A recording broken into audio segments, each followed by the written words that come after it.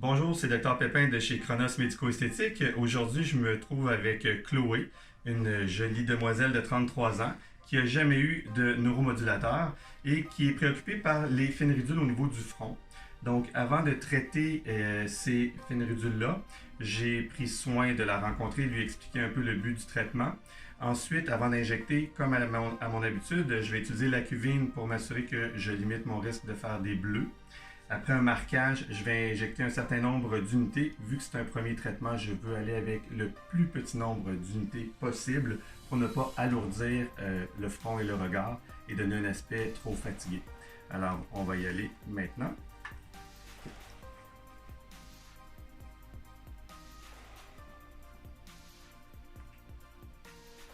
Donc, on a plusieurs petits vaisseaux apparents. Je vais te demander de froncer les sourcils.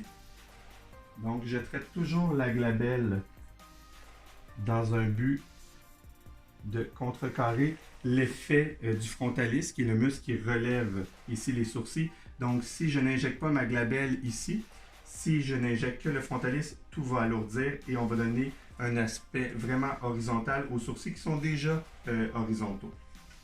Donc, on fait un front surprise, surprise.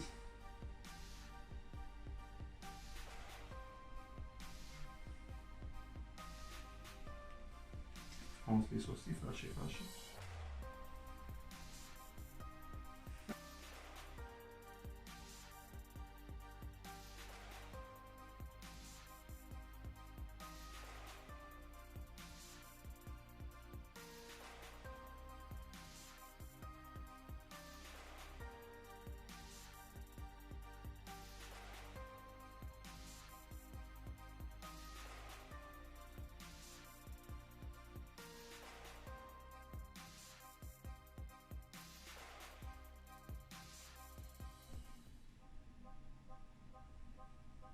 Donc, c'est bien important de ne pas être trop près du rebord de l'œil au niveau de la zone osseuse, de rester à au moins 1 cm au-dessus de celle-ci pour injecter.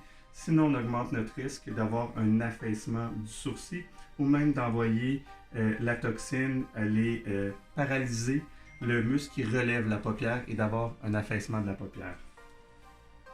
Les petites bosses qu'on voit vont se résorber au cours des prochaines heures. Donc, c'est plus le liquide qui va être absorbé par le corps et la toxine va prendre entre 4 et 7 jours avant de faire son effet maximal. Surprise.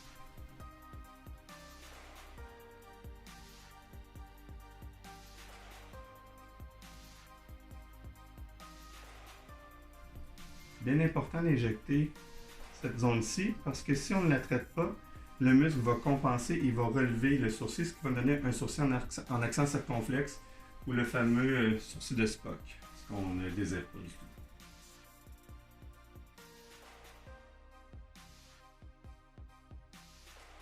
Voilà, alors on se revoit dans 10 à 14 jours pour faire le suivi, puis si on a besoin de faire des petites corrections, c'est toujours plus facile d'en ajouter que d'en enlever. Merci beaucoup, Dr Pépin!